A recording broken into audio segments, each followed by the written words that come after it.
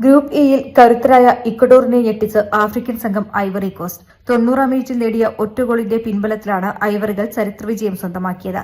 മത്സരം ഗോൾരഹിത സമനിലയിൽ അവസാനിക്കുമെന്ന് തോന്നിച്ച ഘട്ടത്തിൽ അഹമ്മദ് ദിയാലോയാണ് നിർണായക ഗോൾ വലയിലിട്ടത്. ഐവറി കോസ്റ്റിനെ സംബന്ധിച്ച് ഫേമസ് വിജയമാണ് അവർ സ്വന്തമാക്കിയത്.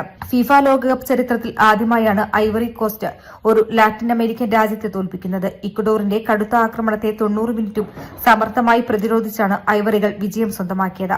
നിർഭാഗ്യവും ലക്ഷ്യമില്ലായ്മയും ഇക്വഡോറിനെ ചതിച്ചു. അവരുടെ നിരവധി ഗോളവസരങ്ങൾ അവിശ്വസനീയമാം വിധം പോസ്റ്റിൽ തട്ടിത്തെറിക്കുന്ന കാഴ്ചയായിരുന്നു മത്സരത്തിലുടനീളം കണ്ടത്. നഷ്ടപ്പെടുത്തിയ അവസരങ്ങൾ ഇതിനൊപ്പം ചേർത്തവർക്ക് സ്വയം പഴിക്കാം. മധ്യഭാഗം കേന്ദ്രീകരിച്ചുള്ള കളിയോടെയാണ് ഇരു ടീമുകളും മത്സരം ആരംഭിച്ചത്. ആദ്യ 10 മിനിറ്റിന് ശേഷമായിരുന്നു ആക്രമണം. രണ്ട് ഭാഗത്തു നിന്നും തുടരെയുള്ള മുന്നേറ്റങ്ങൾ വന്നു. എന്നാൽ ഒന്നും ലക്ഷ്യം കണ്ടില്ല. കൂടുതൽ ആക്രമണം നടത്തിയത് ഇക്വഡോറാണ്. തുടക്കത്തിൽ 11-ാം മിനിറ്റിൽ എന്നർ വലൻസിയയും പിന്നാലെ 14-ാം മിനിറ്റിൽ ജോൺ യെബോയും ക്രോസ് ബാറിന് മുകളിലൂടെ ഷോട്ട് പായിച്ച് അവസരങ്ങൾ തുലച്ചു.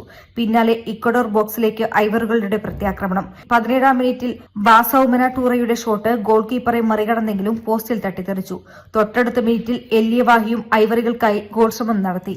ഈ shot Ecuador goalkeeper Hernan ഗാലിന്റെ കൈയിലൊതുക്കി. News desk media vision.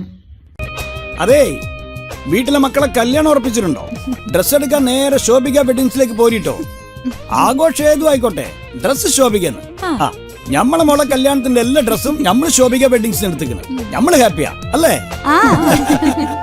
Shobhika weddings, Kozhikode, Kanhangad, Koyilandy, Kuttiyadi, Nilambur, Edappal.